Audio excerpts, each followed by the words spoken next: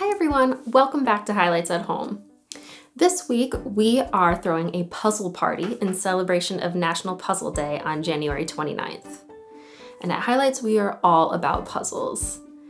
Our puzzles in our books are first and foremost meant to be fun for your kids, but did you know that there are also tons of learning benefits to puzzling?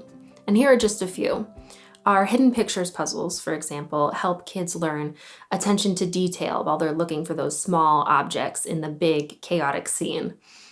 And they also help kids build confidence, especially when they can find an object that an adult is struggling to find. And math puzzles help to gamify the skills that kids are learning in school. So a math puzzle that asks you to solve math problems and then solve a funny riddle, for example, helps make the math seem less intimidating, and the riddle serves as a payoff for getting the math done. And word puzzles, like puzzles that ask you to unscramble words or word finds or crosswords, help kids learn vocabulary and spelling. And those are just a few types of puzzles. There's also Sudoku puzzles, find the differences puzzles, homophone puzzles, all kinds of puzzles. And really, any time spent puzzling is time spent learning.